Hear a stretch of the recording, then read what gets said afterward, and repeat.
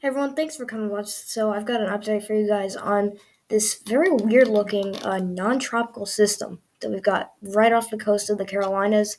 Now we're going to be continuing to watch this system very closely and see if it will actually develop into a tropical system. Then we also do have a severe weather potential right here in the western U.S. I don't think that's going to be too bad, except there is a pretty high hail threat for this. And so that's pretty much it for whatever's happening around the country. We're also going to be taking a look at kind of what we should be seeing for the beginning of June, and then maybe it'll kind of set the stage for what we'll start to be seeing once we get to the start of summer. So pretty quiet right now, other than these two main systems that we're looking at. And this system here, if you want to know where this thing is heading, if you didn't know already, this already has made a technical landfall, I guess you could say, in South Carolina and North Carolina. But this is actually going to be moving very, very slowly up into the mid-Atlantic. Not quite, Long Island, Pennsylvania, and New Jersey, I would say, like the far north regions of the southeast, if you want to put it that way. But, I mean, really, what this thing's going to do is it's just going to sit around out here on the, pretty much entire southeast. And you can see already that it's not moving very fast. I mean, this was pretty much what it looked like all night today, but it's still barreling towards, the southeast. So we'll see a small flood threat possible, and then we'll also see some damaging wind gusts with that. But that's pretty much it for the radar right now. So we're going to kick this update off with your alerts. And you can see what we've got going on is you do have a storm warning, but luckily this is not on shore, so the storm warning goes out for just the waters of South Carolina. So any of you that own boats out in South Carolina, if any of you are living in South Carolina and you own a boat, I would really make sure that you have that boat safe, because that there's definitely a capsizing threat for that. So really today is obviously a horrible day for boating, especially because of the waves. The waves are going to be very high because you have those very gusty winds. And then you've got I believe this is a mix of wind advisory and a lake wind advisory. So this, this tannish brown right here, you see, these two are the same color. So these are just a mix of both.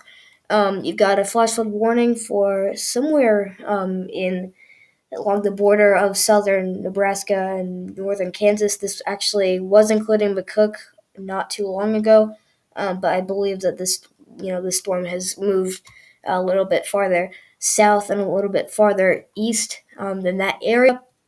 And you got a flood watch for that similar area. It's just kind of just surrounding that area. And look at Montana. Look at this. You've got the almost, if you split the state in half, almost the entire eastern half of the state is under a flood watch. So really, you've got to make sure that you are paying attention to how deep that those floodwaters are on those roadways out there. So whatever you do, just turn around and don't drown. So if you think, if you think that it's only a few inches of rainwater that you can get through, go for it. But if you start seeing like more and more roads, unpassable because of flooded road waters, definitely, just go back home and go the way you can, because if you're already at that point, you probably haven't experienced too many very high floods. But again, really, just make sure that you don't come across, a road that traps you if it's flooded, because I know some roads you have no choice but to go over it if you're coming home from work and there's no other way to get home. So really make sure you guys are staying safe out there. And so that's pretty much it for your alerts. Oh, one more thing. You also do have I believe this is a frost advisory. Yes, frost advisory for upstate New York, but pretty much the western side. So south of Erie, and then you also do have parts of northern Pennsylvania with that. So we're going to move on. I believe this would be your southeast. Yes, so this is the southeast. So as you can see, this is your your low that's off the coast right here. This is going to wash out the entire southeast for your Memorial Day weekend, and we're going to be breaking down, kind of the impacts of this, and we're going to be looking at, what are the chances for this to actually form a tropical-like system and to earn a name. It looks very, very unlikely, but, there's still definitely a small chance. We're going to start this off where we are right now. So I believe you guys are in Eastern time as well, you guys in South Carolina. So I'm going to kind of just set this to what hour it is right now. So I'm just going to check quickly. So it's about 3:20. So right now it's 3:20 in the afternoon when I'm filming this video. So I'll put this to 3 o'clock. And you can see what you've got going on is you've got a very, very heavy downpour that is surrounding this low pressure center. And the reason you don't have a tropical system is because you have a trough right here.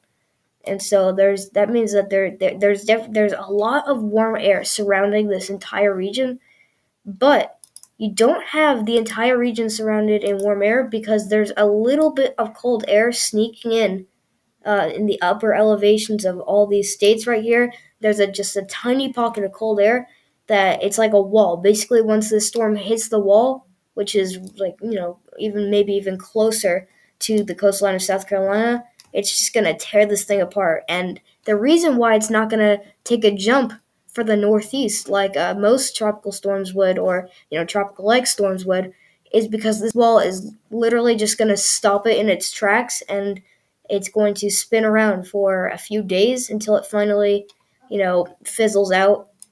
But I mean, this is going to take a few days to get out of the southeast. But I mean, this is not going to be going, farther west into the United States, not into the northeast. This is just going to stay put. So once it, moves onshore, that it's going to stop. It's just going to, that's where it's going to end. So, like I said earlier, there is a very strong pocket of downpours. We've already got reports, across the South Carolina, like seaboard, there's a sea line that we already have some flooding downpours out there. But this storm, I mean, it's definitely rotating in a way a hurricane would, and it actually kind of almost tries to move around South Carolina and North Carolina. You could see that it started out, right now it's pretty much right next to the South Carolina coastline, the center of the storm. But in a few hours, maybe around 4 or 5 o'clock, you could see that it used to be over here, but now it's, kind of moving a little bit farther out to the Atlantic. So maybe we'll see a surprise and we'll actually see this, move a little bit farther offshore. So that means what you're going to see is that you're going to see a lot less rainfall onshore because this is going to weaken dramatically. And so that's just gonna, waste all of it's gonna waste all of its rainfall. It's gonna just dump a lot of rain into the Atlantic Ocean, and a lot less rain on the southeast. But you can see that almost all the, heavy pockets of rain that have been surrounding this low pressure center, almost all of them are going to fizzle out and, kind of disappear tonight. So this is about 8 p.m. this evening, and you're not really going to have that much precipitation onshore yet. You're not even, I mean, look at this. Almost the entire southeast is still dry. There's just a bit of showery and rainy activity, I mean, just on the coastline of South Carolina. Otherwise, everyone is dry, even North Carolina. I mean, I don't think that, I think most of you should be just fairly cloudy today, and then, maybe the early morning hours of tomorrow, because we're already at 11 p.m. and you still barely have rainfall moving onshore. But if we continue playing this, I mean, it does kind of re-strengthen. You can see that you've got more, stronger rainfall amounts showing up here on the FV3, and then it does eventually actually, make it on land, but it's going to stay very close to the coastline for pretty much its entire, trip and lifetime. But then it's going to move obviously onshore. But maybe some of you guys in northern Florida, I'm not talking about the Panhandle, but I think northern Florida, you guys could definitely see, you could definitely see some impacts from this as well. Georgia coastline, you guys will see, I think you guys will actually see the highest severe weather threat from this, because you could see that, these oranges and yellows. I mean, this is all. I mean, this is definitely all, very rainy weather and tropical downpours. But this is also going to pose a, severe weather threat. But clearly, you can see that this has nowhere to go except on land, and it's very weird. This storm is very weird. It's going to take a jump out into back into the Atlantic, almost to get some more moisture back. Then it's going to go back inland, and then it's going to go straight up into, the northern areas of the southeast. And it still hasn't made a direct landfall yet. It's the low pressure center is still not over land. It's still over water. But those more intense bands of heavy rainfall, those are going to make their way onshore, probably, the very early morning hours of, looks like this would be Sunday. So you're waking up Sunday, and it is raining like cats and dogs out here in North Carolina. Meanwhile, South Carolina, you guys are just sitting with some clouds out there after a complete washout. But it is still raining like nuts in North Carolina, and we're already at noon on Sunday, and so this is definitely going to ruin some of those outdoor plans for you guys. So really try and do that barbecue Monday if possible, because it might still even be raining on Monday. But all that we know is that it's going to get very close to South Carolina, Florida, and Georgia. But where the place where this low pressure center of the storm is going to make landfall, well, that's going to be in North Carolina. You guys are. It's just going to get very close to you guys, and you guys are going to get the outer bands of it. Which definitely doesn't mean that you're, not in the path of this thing.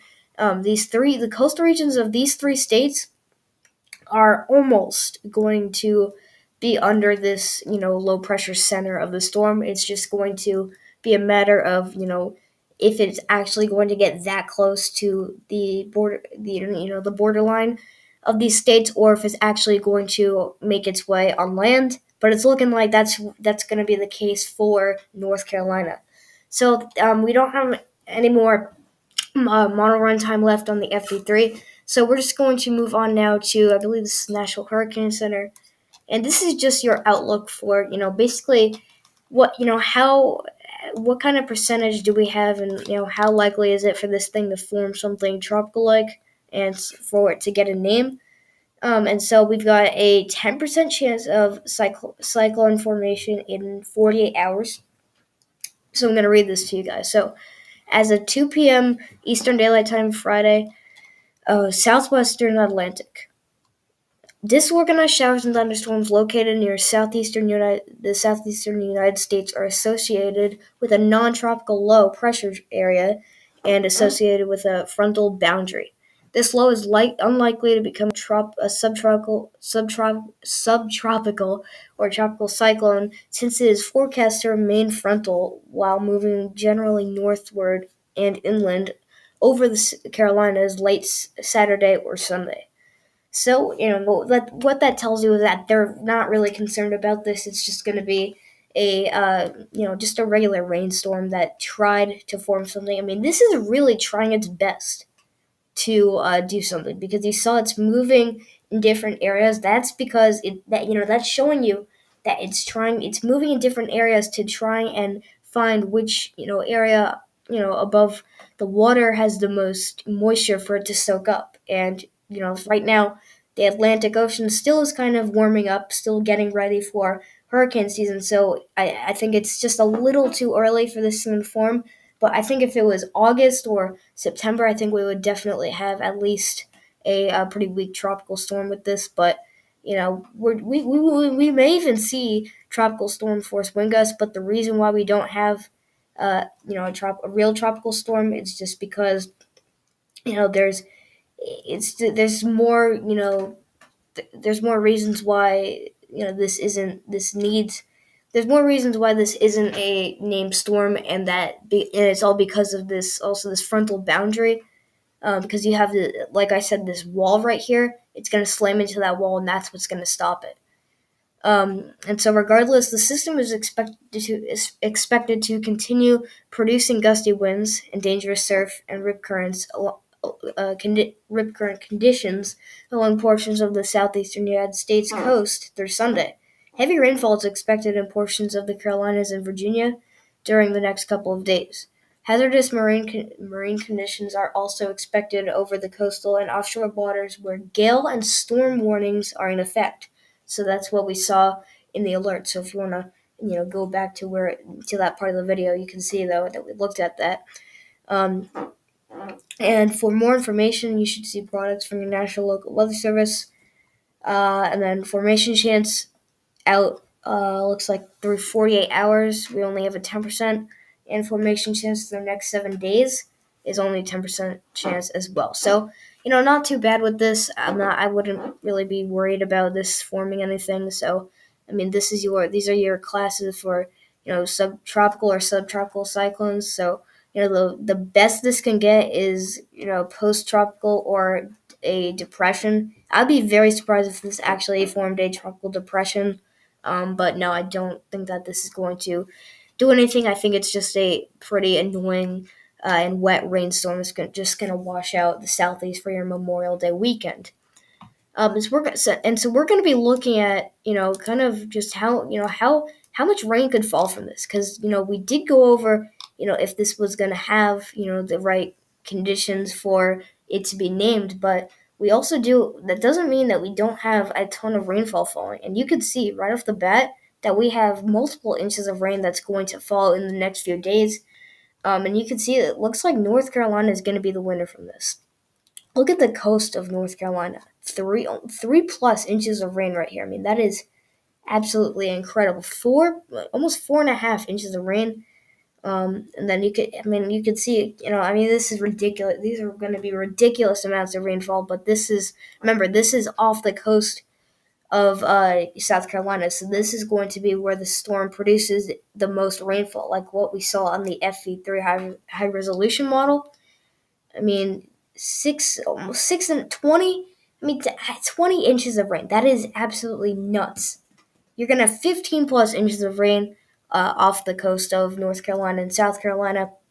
So, this is incredible amounts of rainfall. So, I don't expect any boaters out there, it's just not, something that is realistic. But, I just want to show you guys how much this rain, if this actually, made it on shore, this could have really produced like a scary and probably a fatal, flooding event for the southeast. But you could see how much rain would have been dumped on South Carolina if this had changed just a little bit.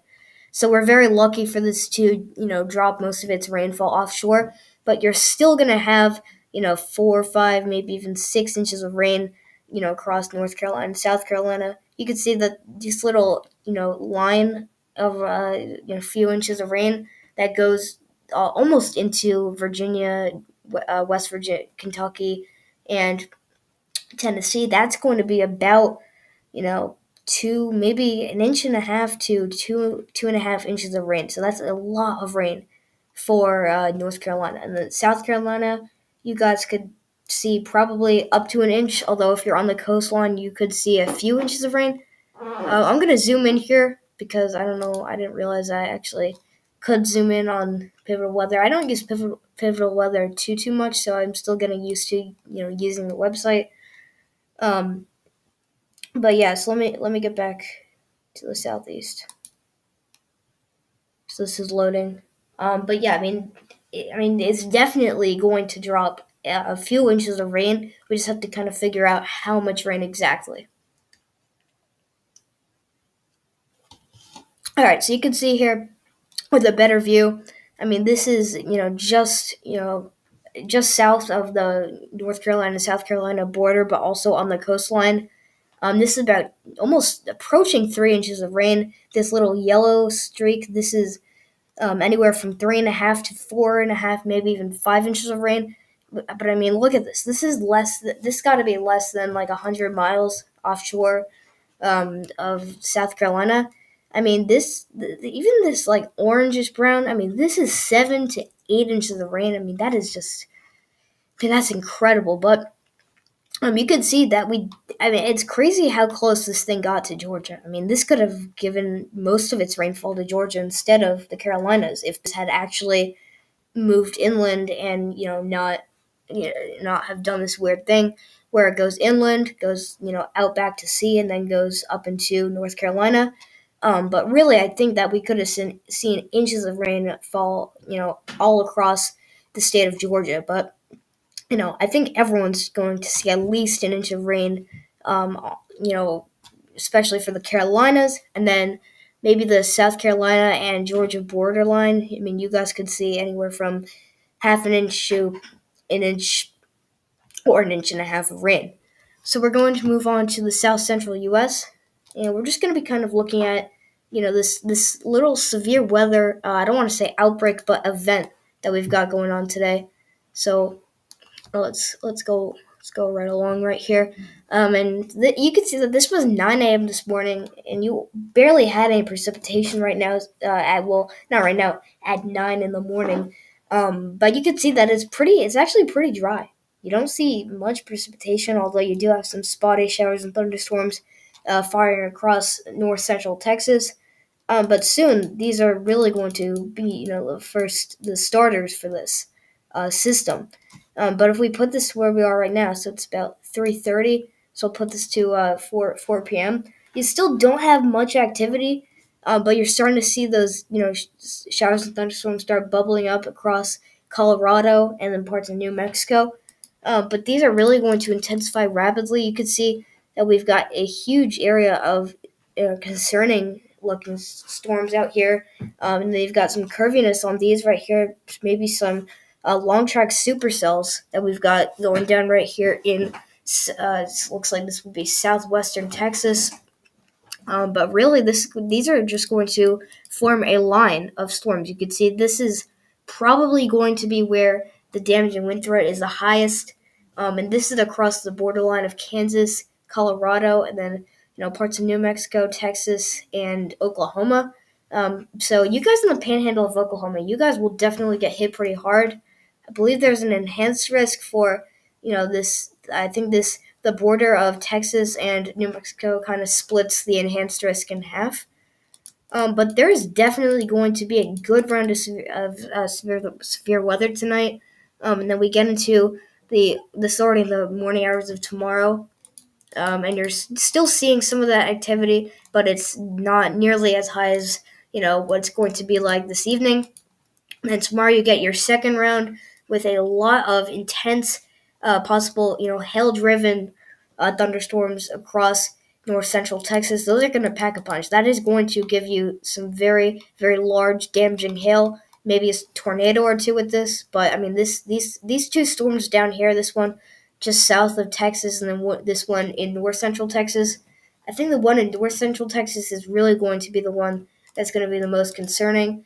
Just because, just what it looks like, it's looking like we're going to see long track supercell storms. So what does that mean? Well, that means you're going to possibly have a extremely large hail core, like what we're going to be looking at on the SPC, and also a little bit of a slightly elevated tornado threat.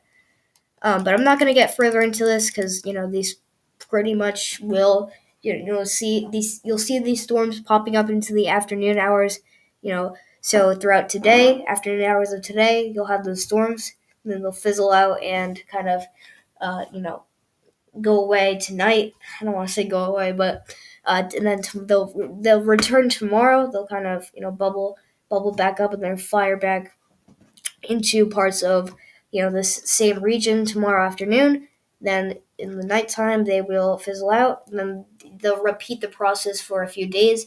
But the most severe storms will be this afternoon. So we're going to be moving on to the SPC, and we're going to be looking at what we've got going on with this. And you do have a pretty nice area, pretty big area under an enhanced risk. Luckily, this is not a hugely populated area. You can see not even 500,000 people, but I mean this is a pretty big area. I gotta say, I mean this includes a pretty big chunk of 2 states, but you don't even have 500,000 people. So we're very lucky for that, as this is mainly over, I think a few deserts are out there, but there's not much, there's not a huge population out there. You've got a slight risk for the surrounding areas. The slight risk does have a few more major cities. You can see this is just over 5 million people, including Denver, Colorado, Colorado Springs, Colorado, Aurora, Colorado, Lakewood, Colorado, and Fort Collins, Colorado. And I do think I skipped the enhanced risk for looking at those major cities. But you do have Roswell, I think I'm saying that right, Roswell, New Mexico, Hobbs, New Mexico, Carlsbad, New Mexico, West Odessa, Texas, and then Artesia, New Mexico. So, not too many areas that you've really heard of in this enhanced risk, which is a good thing. But there still is a pretty good chunk of land that is under an enhanced risk.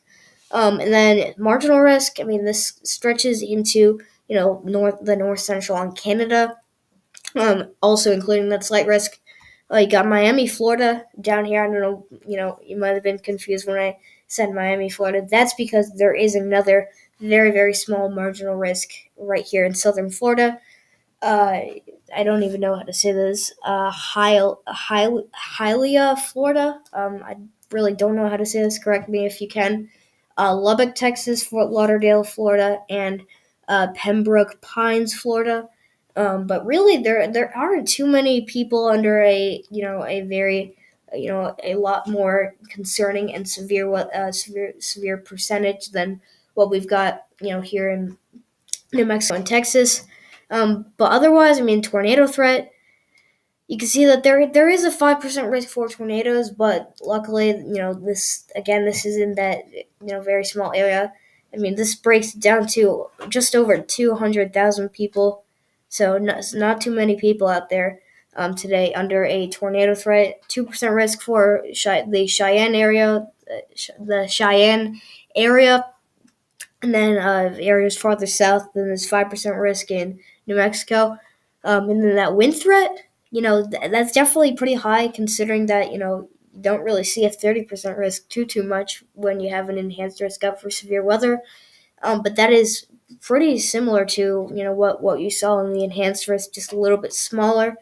So the 30% risk that goes out for Hobbs, New Mexico, West Odessa or Odessa, Texas, Lovington, New Mexico, and Andrews, Texas. So you shouldn't have that bad of a damaging wind threat.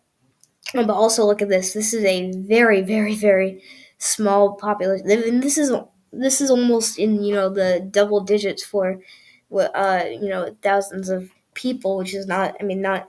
And really, it's not too bad considering what you could see if this was in the central U.S. But I mean, only 123,000 people under this 30% risk for damaging wind gusts, so it's not too bad.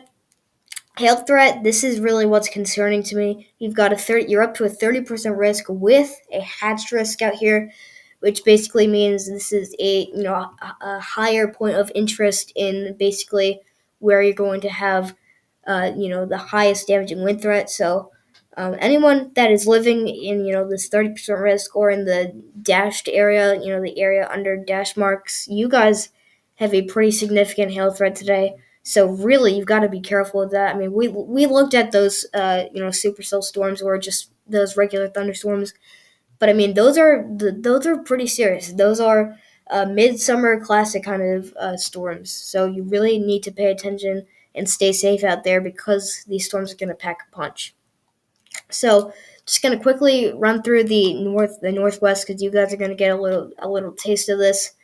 You can see 9 a.m. this morning. You're pretty much kind of similar to what you've been seeing in the south central, or looks like that would be the southwest. But we've got a few showers out here, showers and thunderstorms that could pop up right here in Montana.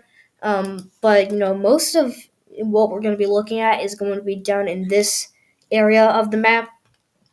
So I'm going to skip ahead to where we start seeing those storms, and you can see all of a sudden around 3 p.m., so just an hour ago, you started seeing those storms starting to fire up across this entire region. All of a sudden, like literally everyone has their own bunch of storms, but everyone's going to get these very independent and individual storms that are going to bring a very high flooding threat for a bunch of these states out here in the Northwest, and then also a few, damning wind gusts out there. But you're only up to a slight risk, and it's not a hugely populated area. So, I mean, obviously take these storms seriously, but all you're gonna get pretty much is maybe some lightning, some rumbles of thunder, some pretty dark clouds, but you also may get some gusty winds out there and some possibly damaging hail. But we continue this. We continue playing this throughout the rest of the day, and you can see 9 p.m. tonight. I mean, look at this. Very, very strong storms showing up here, right here in western. Looks like western Wyoming. So you guys in western Wyoming, watch out for that. Tonight's going to be a pretty heck of a night if you're looking for some thunderstorms, but you're definitely going to have some of the stronger storms, coming through your area. So the borderline of Wyoming and the Dakotas, and then also parts of the borderline of Nebraska, you guys will see probably the strongest storms for the northern half of the area that's going to see this, and then also another line of storms which could bring a pretty high damaging wind threat for Montana. This is going to be near where that low pressure center is going to be. This is why you have almost half the entire state under a flood watch. That's because of this band of rainfall. And then you're also going to have obviously more later this afternoon. But I mean that's pretty much it for today. Because tomorrow you wake up to some showery activity in northwestern Montana, but otherwise you should be mainly dry. And we're just going to be looking at quickly at what we're going to start to be seeing, what we're going to see to the start of June. So this was actually issued, I believe. This was issued today, just this morning today. And you can see that what we're looking at is the 6 to 10 day temperature outlook. So this is basically from now until June 5th. So what we're going to be seeing is above average temperatures for pretty much the entire northern U.S. And now this little area, this is pretty much where the jet stream is. This area you see here in the near normal, in the average temperature, kind of range, this is where the jet stream is going to be. So you can see that we're going to have your warm air sneaking into parts of the southeast, and then normal temperatures in the extreme coastal regions of the Gulf of Mexico. But this is going to be your area where you're going to have below average temperatures. I'm not going to lie, I'm pretty surprised that we don't have a below average kind of risk for temperatures issued. But what kind of that wall like we saw when we were looking at these non-tropical low that's going to be impacting the southeast today. But you could definitely see that there's a huge difference in what the temperature pattern used to look like. But still, the northeast is sizzling out there. But look at this. You got a huge stamp above for above average temperatures right in smack dab in the middle of Minnesota, and then also parts of eastern South Dakota and North Dakota. So there's a pretty big area in this very high above average temperature risk. But you can see that this is pretty much 80 to 90% of all these days are going to be well above average for temperatures. And then anyone in this dark orange to red, you guys will probably see most of your days will be in pretty high above average temperatures. I know for me, I'm on Long Island. I mean, we're supposed to be seeing upper 80s to lower 90s later this week, so pretty exciting to see that. Starting to see those first hot days, not just those warm days.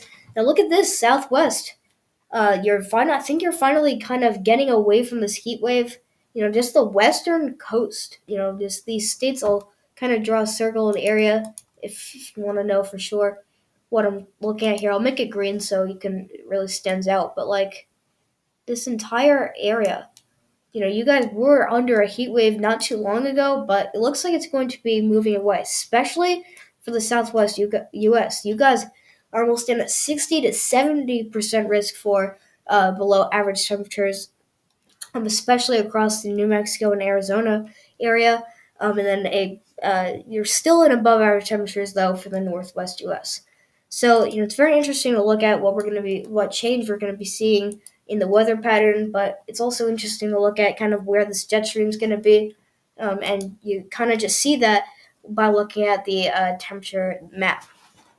So we're just going to be quickly looking at now the temperature outlook for the for the until June 5th.